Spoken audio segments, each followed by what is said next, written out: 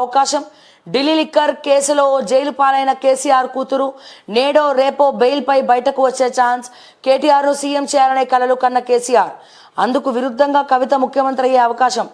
అన్నకు చెల్లె చెక్కు పెట్టనుందా? తెలంగాణలో కీలకం కానున్న కవిత ఫ్యూచర్ ముఖ్యమంత్రి అంటూ జోరుగా ప్రచారం. ఈ వార్తను చూసిన నాకు మరి ఏమనాలి? వాస్తవమే, చంద్రబాబు జైలుకి వెళ్ళిండు, సీఎం అయ్యిండు. జగన్ జైలుకి వెళ్ళిండు, సీఎం అయ్యిండు. ఇట్లా జైలుకి వెళ్ళిన వాళ్ళందరూ కూడా ఒక మంచి పదవులలో ఉన్నారు, మంచి కీలక పాత్రలు పోషిస్తున్నారు.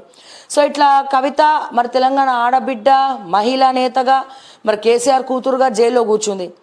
కానీ స్కామ్ చేసి కూర్చుంది, అది కూడా లిక్కర్ స్కామ్. ఎస్, మరి జగన్ కూడా స్కాములు చేయలేదంటే చేసినాడు.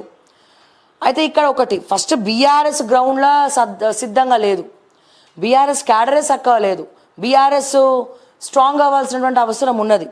Point number 1.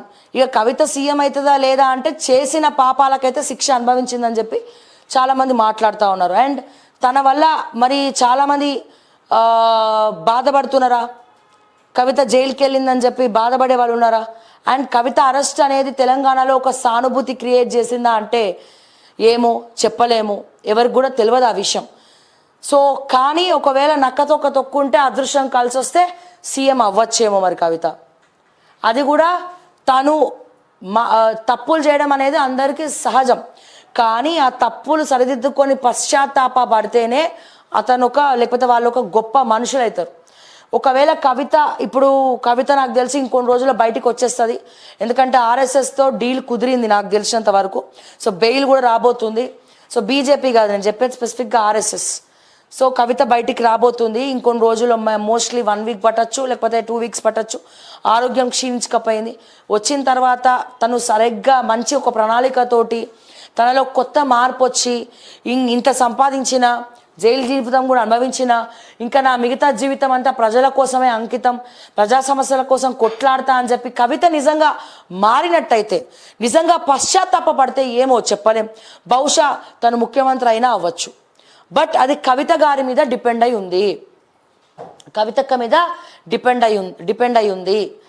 సో తెలంగాణ మీద మరి తను ఇంత జరిగింది కదా, ఇంకోసారి నేను ఇట్లాంటి మిస్టేక్ చేయొద్దు, సో ఇంకా నేను దీన్ని పశ్చాత్తాపడుతూ ప్రజల కోసమే పనిచేస్తా, ప్రజల కోసం అంకితం చేస్తా అని అనుకుంటే గనక నో డౌట్ కవిత ఖచ్చితంగా సీఎం అవ్వచ్చు. అది ఎప్పుడు కవితలో మార్పు వచ్చిందని తెలిస్తే, కవిత మారిందని అనుకున్నప్పుడు, నేను అనుకోను.